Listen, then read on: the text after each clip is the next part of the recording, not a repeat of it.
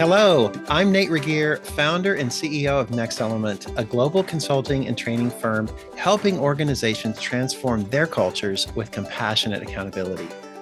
Thanks for joining me on the Compassionate Accountability Podcast, where we get to meet amazing people who are bringing more compassion to the world. I hope you'll find something useful in this episode, and if you like what you hear, please subscribe, rate, and review to help us reach more listeners.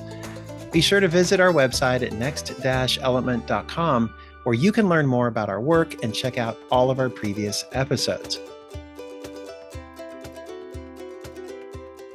It's hard to keep up with the evolving understanding and practice of inclusion.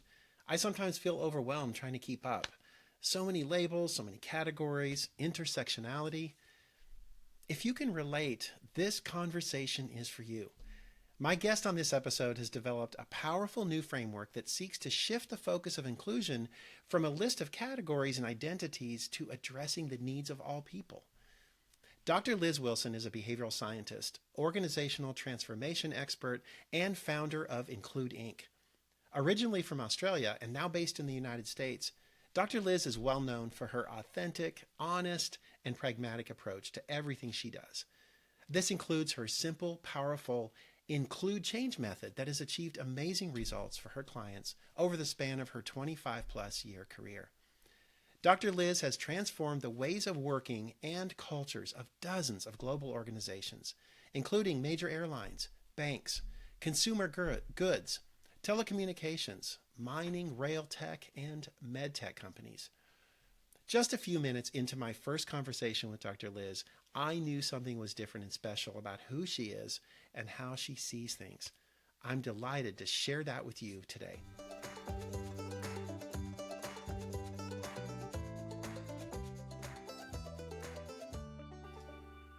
Dr. Liz, welcome to the Compassionate Accountability Podcast. Thanks for having me, Nate.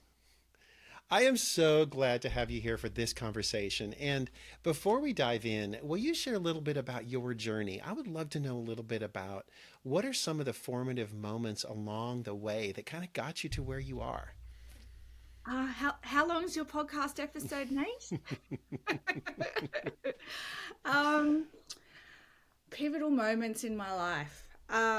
Well, in the vein of compassion, I think we can lean into that one. I think the moments that I think have really evolved and enhanced my ability to be compassionate of all others probably stems back. It is an inherent value of mine. I should say that. If you ask someone, describe Liz, and often compassion comes up in the top 5.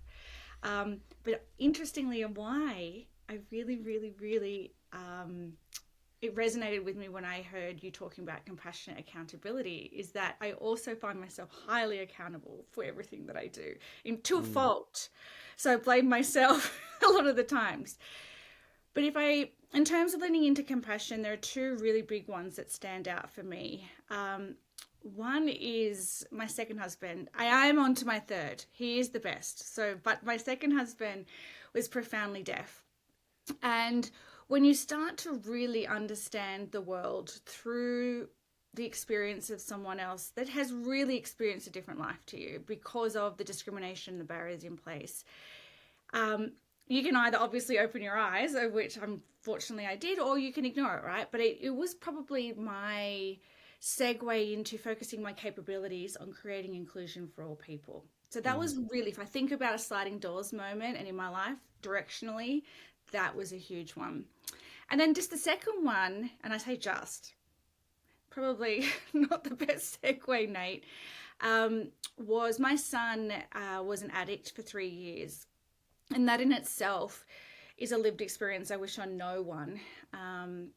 But you also have to do the work on yourself at the same time while they're doing the work on themselves. And then we lost him to suicide. So his name is Dominic, and we lost him to suicide at 21 in January last year. So as you can imagine, then the ongoing grief recovery and all of that comes with that also fuels who I am today. Thank you for sharing that. And, it kind of does set the stage for your interest in inclusion is not just academic, it's personal. You've been close to people who are different in some way, maybe marginalized in some way. You help organizations to deal with that. You're a cross culture person, originally from Australia, right? Live in the Yes. U.S. now. And since the topic is inclusion today and how that intersects with compassion and accountability, I'll be fully transparent too. I struggle to keep up with this involving understanding and practice of inclusion. And sometimes I get skeptical about where things are going. Sometimes in our quest to include everything and everybody, we've created even more categories. And sadly, it seems like even more division. There's something missing for me, something not quite right. I'm curious how you see it. Well, I'm glad you asked, Nate. Perhaps not on exactly the same page because I have hope, because I can see a different way of doing things. So, absolutely, if we think about social change and over time where, we're trying to get to a better outcome, the people that have been most excluded and face the most barriers have taken on the challenge of removing those barriers. But then what comes with that is their lived experience and their frustration, and in some cases their anger, and it ends up being more of a push and a guilt blaming thing. And in any behavioral change, if I was to tell you everything that you've done until now has been wrong and shame you for that, you're highly unlikely to be open to doing something different. Okay, that's just the science of our brains. So we do have to encourage people to be inclusive in different ways. But then on the other hand, when you're also talking about all of this, so many different identities, and here's what I want to say. Yes, I'm up to 54 and counting. Okay, so it's not just if we were to rattle off and I said to you, hey Nate, what are the identities you think of when we start to talk about the conversation of DE and I? And there's often race and gender and LGBTQI, but there's so many more. There's all the neurodiversities and the disabilities and veteran and religion and carer responsibilities and age, and there's 54.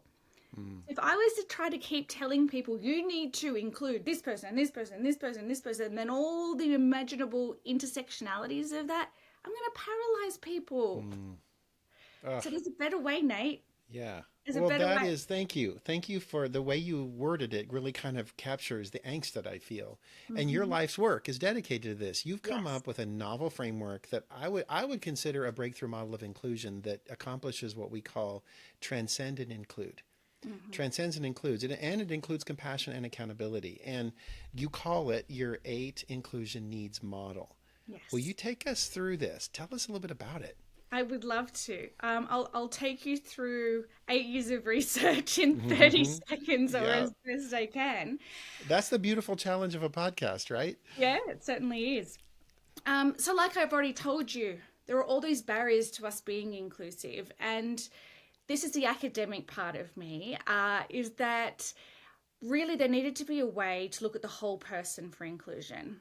But also from the practical side of me, as a behavioral transformation expert in organizations, is I needed to find a way for a what's in it for me as well, because that's how we affect change when it matters to us too. So I went through all the research, and you would barely believe it, but since the 1980s, Kimberly Crenshaw coined the term intersectionality, and that was to describe the compounding effect of various identities. In that case, particularly for Black African American women in the United States, in contrast to their white female peers and their male Black peers, and showing that there was the compounding effect. But 40 years later, and there had still not been a way to operationalize intersectionality in addressing discrimination in the workplace. So I took on that and identified through all the research all the barriers that had been identified for all the different identities and intersectionalities, and broke them down and really worked out there's only 8.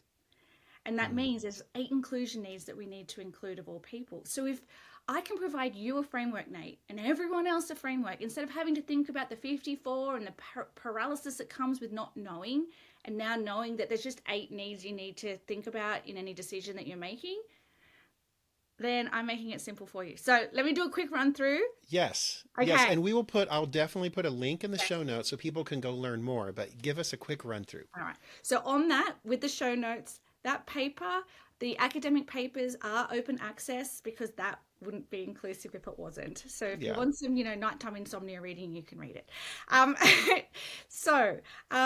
There are 8 of them. It starts with access and what you would normally think of: vision, hearing, physical access. But it's more than that. It does include that, but it also includes access to resources, access to things like health, justice, all that kind of stuff as well. All right, so it's all encompassing. Space is the next one, and that's about the physical environment, and is it physically safe for me and or psychologically safe for me? And I 2 really good examples. On a manufacturing floor, you would make sure that you've got pathways lined out where it's safe to walk. Similarly, is it psychologically safe? Aside from the obvious, when we talk about psychological safety with the other humans in the room, there are things about a physical environment that cannot feel safe emotionally as well. So things like you wouldn't have an event on a plantation because that is not psychologically safe for a whole lot of identities. The next one is opportunity. Pretty simple. If you'd never been given an opportunity, Nate, you'd never be where you are today. And the point is we need to be able to make sure everyone gets opportunities to fulfill their potential. Representation is number 4. Yes, representation in terms of numbers in the room, but it's also representation of diversity. So it has to be representative of the community that you work in and live in. But also once they're in the room, representation of voice. Are they being remunerated accordingly and all that kind of stuff that goes with that. The next one is allowance. That is all of the accommodations we make, but I like to take the word of accommodation away and use allowance instead, because the term has kind of got caught up in reasonable accommodations. As soon as I read that, I'm like, ugh, it's like, if we can be bothered, we'll give it to you. The point is we've moved past that. It's not the 1990s anymore. We are in a place where we want our people to thrive. So if you need something, Nate, to thrive at work, then I should give it to you so you can thrive. The thing like, well, if I give it to Mary, I'm going to have to give it to Frank. Well, if Frank needs it, give it to him. So allowances is anything from a stand-up desk to being able to work from home, to wait for the plumber to turn up for the day. Which one's next? Language. Language is quite clearly whether it's making sure we don't use acronyms in the workplace that exclude people, or that we're giving translations, transcriptions, that, all the things that come with language. And it's, of course, not using discriminatory, ableist, or anything else language. And I think we've got 2 more. I haven't been counting them. Respect. Okay. No doubt. None of us can thrive unless we're respected. But this has a special nuance to it. It's about recognizing that many identities come with a sort of a legacy or a history to them. And also about the impact of current events that may be going on. So for instance, if something happened over the weekend, let's say go back to the George Floyd murders, what happens when you go in on Monday for certain identities? How are we respecting that in our spaces? And then finally, I think we're up to 8, unless I've missed one, is support. And support is, think of it like the step ladder, right?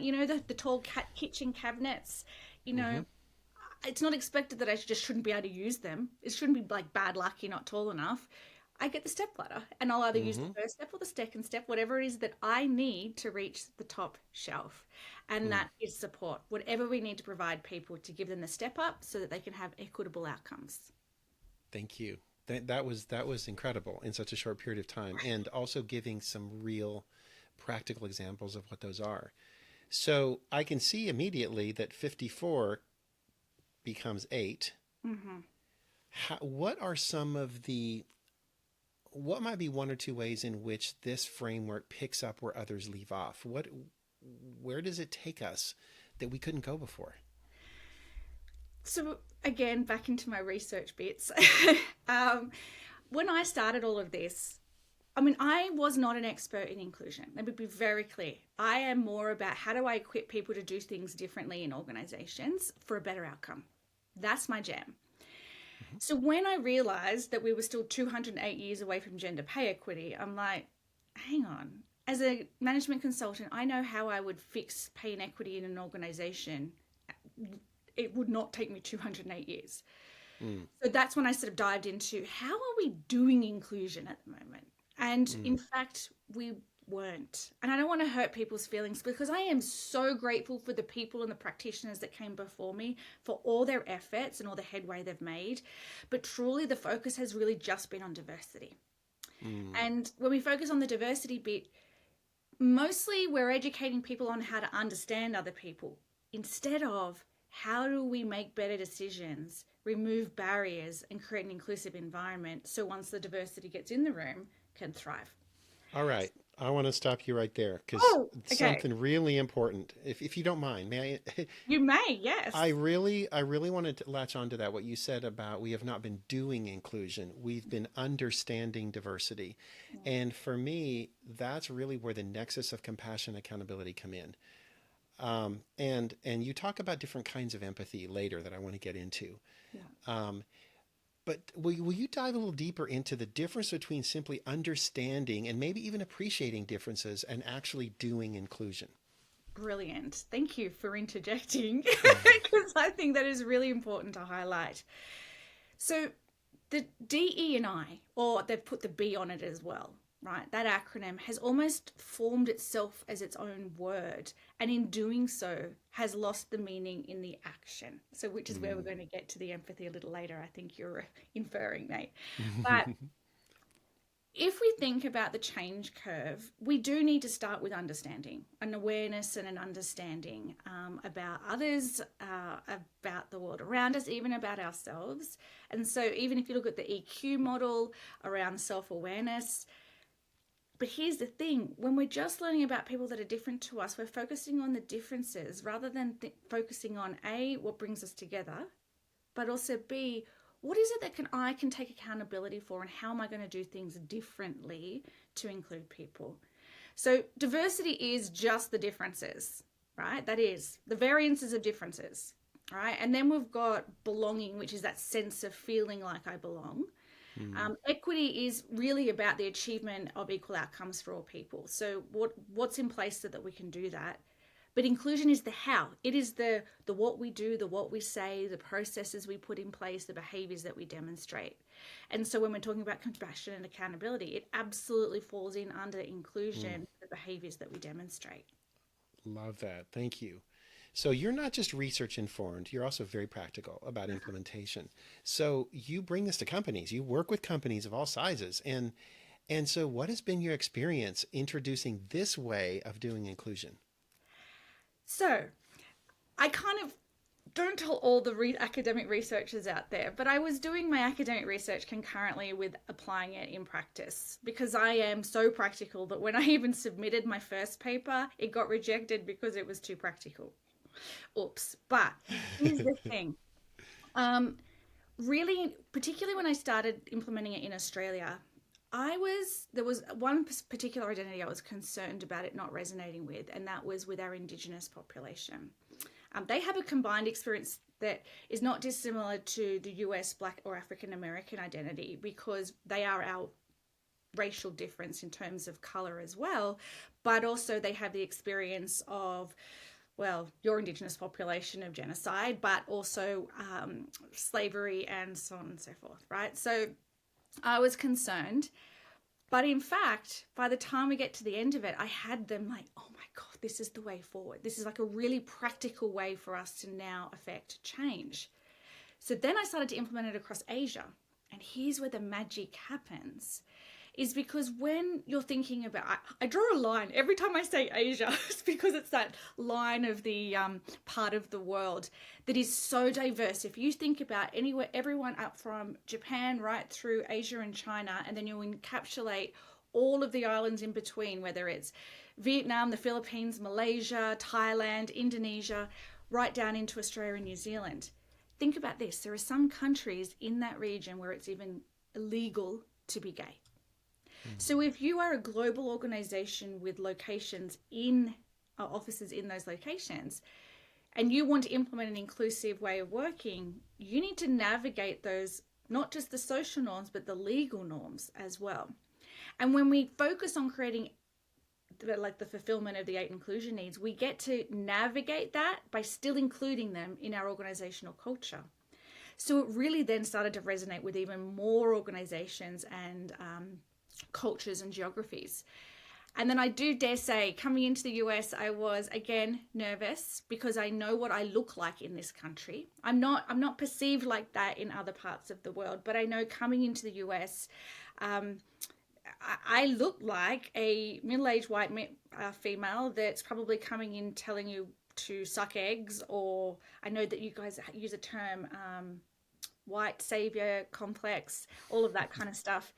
And so I was really cognizant of that. But you know what? My colleagues that have really got behind me and supporting me more often than not have been Black and or African American females in the US. They've been my greatest advocates. And I have been implementing this across global organizations, whether it's fast-moving consumer goods, insurance, pharmaceuticals, banking, tech, you name it. It's working. So it seems like a pretty broadly resonating message, and this notion of transcend and include seems really important. Where do you see people struggling the most with this?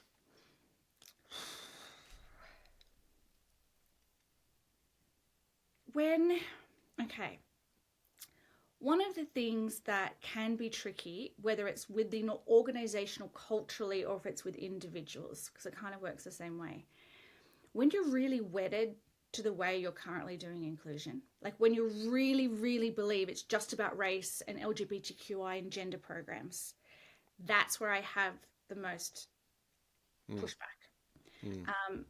Those programs are important, but they're only an aspect of the whole change program. Because if you remember me listing through those 8, right, one of them was support and opportunity, right? So it falls into those 2. There is a whole bunch of other things that we need to do. And really, if you look at it, Nate, let's use me as an example, right? So I have ADD. So there's one of my identities. Mental health, which is medicated daily and has been for best part of 15 years. And then we've got my gender. So if you had a gender program, it's not looking at all parts of me. It's only focused on the gender part. And that's where we trip up. It's not looking at addressing the needs of all people. So that's my barriers when they're really holding on to the identities. And, it seems that when the division really happens around these things, people get very, very all or nothing, very divisive, very like, this is the only one category that matters, or we have to, this is the only identity. We can't really see it a different way. So I appreciate you inviting us to open up. When I met you and we talked, it was really interesting because you shared with me your personal story with Dominique, and I was at the same time trying to figure out how to deal with a friend of mine who had lost a child in a similar kind of situation, and it was a really moment of connection. And I know a mantra for you is create psychological safety through your own transparency. And this is a really powerful invitation, one that you live by.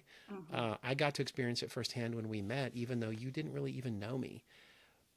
This can be a massive challenge for so many people. What do you have to say about that? What hope can you offer, encouragement? I won't name him. I was just thinking I was going to give a story, but I won't name him just to respect him. But a CFO of one of my clients, and I have been running this inclusion program for his organization and had been doing so prior to the loss of Dom and after. And they really looked after me and cared. And we were running all of the all employees through the program. And he I think he was, dragging his feet in attending. And he turned up to, arms crossed and kind of, really not sure that he wanted to spend a whole day with me and 20 other employees. But when we got to, and I am really transparent, you get to know me in a workshop, so you know that I see you because I've let you see me. And whether it's you calling it authentic leadership or positive leadership or compassionate leadership, servant leadership, compassionate accountability, I think you need to be transparent and vulnerable to create safety for others. And by the end of the workshop, he had his arms uncrossed. And as everyone left the room, he said, I get it now. Like, I get why people have been thanking me for months for sending them on this training. I never understood why someone would thank me for this. He goes, but I get it. And that's all. And then by the time I got to the airport, I'd received a long email. I'm talking pages long. Yeah. And he started sharing about his wife with stage 4 cancer and things going on with his kids. And he's, I get it now that I need to be more open and share this with my team. And I'm like, and that comes through learning and talking about inclusion. I know no other way. I do get people commenting on my stuff on LinkedIn, just saying, oh my gosh, you're so brave sharing. And I'm like, oh, I don't know if it's bravery. Maybe. I don't know another way, but that's how I connect with others. I really appreciate that story or your example, because I think people often misunderstand vulnerability as weakness. And that's where they say, oh, you're so brave, like you're walking into the lion's den or something, or you're going to get hurt for it, or someone's going to take advantage. And openness is what we call it in kind of our framework. And it's huge, is that transparency and vulnerability is not about being weak. It's about being real and being human and making the first step to create a safe place. And so it's hard. I get that. And thank you for being a model for that.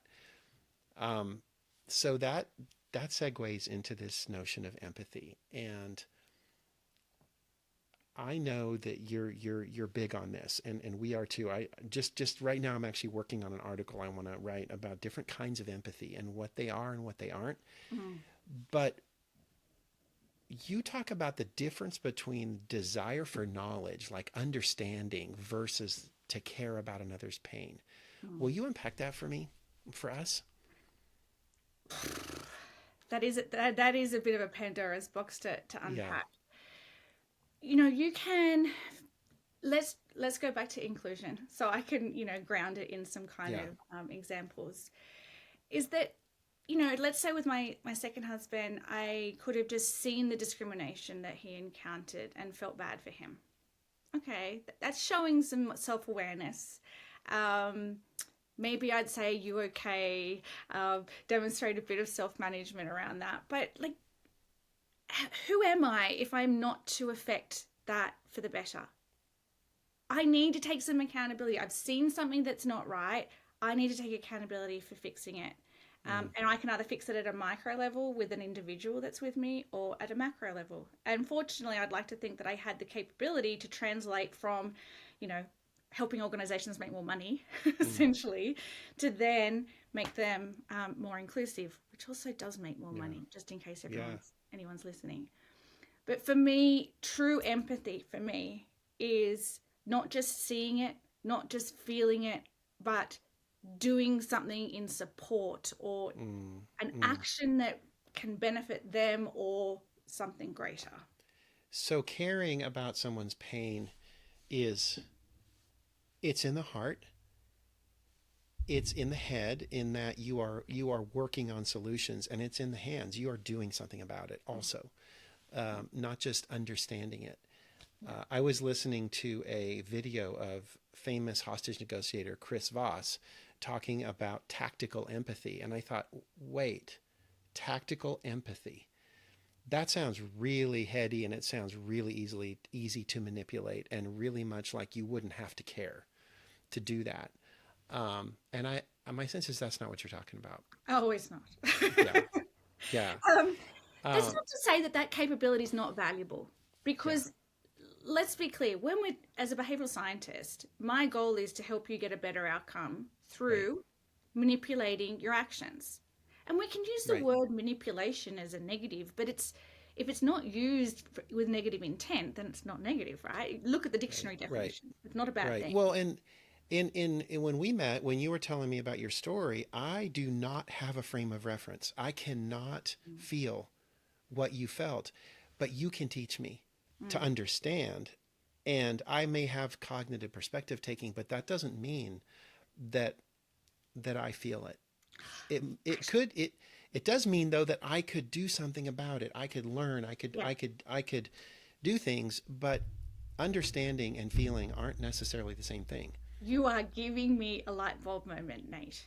Okay, so here I was thinking, that it's like a jigsaw puzzle that you have to have all the pieces to be able to take the action, because that's how I just described it.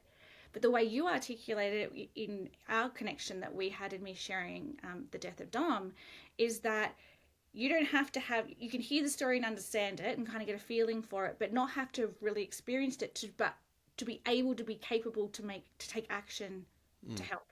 You don't need the middle part. You can actually just go, you know what? I understand. Now help me understand what I can do to make it better for you. And we did that. And not for me though, so you could translate my learnings onto a friend of yours. By the way, I took action on some of your advice, and I felt good about how it worked. I felt like I was there in the best way that I could be. So thank you for that. Yeah, good. Well, we have to land this plane at some point, because people that are listening are getting to that 30-minute mark on their treadmill, and they're wondering what's going to happen next.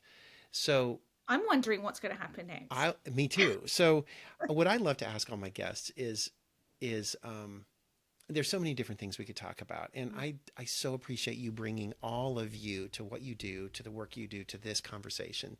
You are an amazing, resilient, creative, strong, vulnerable person. And I'm curious, what's on the horizon for you? What's exciting? What's percolating? What are you working on? So I'm actually going to connect these two things together, actually, the conversation that we've had up until now. So I'm a feeler. Like if you do the Myers-Briggs thing or any of those profiles, I lead with my heart. I'm an idealist and I really care. That said, I think it's because my mum was a thinker and leads with the head, but I have really been conditioned to make sure that what I do is practical. And so I can't just feel something, I have to do something about those feelings. Yeah. And so I've brought all of this together, and for 8 years I've been developing a database on how to be inclusive of all identities and intersectionalities across every function and operation of an organization, regardless of its industry. And I'm like, how do I get everybody capable to make inclusive decisions in everything they do? Like that seems like a huge task. And I've done it. Last year, through my grief and through my recovery and growth, I taught myself AI and how to build enterprise SaaS technology. I'm not lying. I did it myself. Yeah. And so includechat.com is now the world's first, most trusted, because it's my data, inclusion chat, where you can ask in any language how to be inclusive in anything that you're doing whenever you're doing it. And it'll be me, or at least my data, with AI backed behind it, on how to be inclusive in that task. And it's practical, Nate. Like it tells you the steps to do. That was a big thing you dropped on us just now. So what was that again? Well, it's called Include Chat. Include Chat. Mm-hmm. And I am officially post-revenue, Nate. It's been 8 years in the making. I am live. The first custom enterprise implementation has gone live, which is a huge milestone for anyone working in SaaS startup. Really my ultimate goal, it has equitable pricing, so even small companies can get it for the same price as large organizations, because really at the end of the day, all I want is to create an inclusive world. What a beautiful, beautiful mission. And we'll definitely put that information in the show notes as well. Yeah, sure. Liz, Dr. Liz, thank you so much for who you are. Thanks for what you're doing. Thanks for the way you show up in the world and the way you're turning that into practical solutions that can make a difference. Thank you so much, Nate.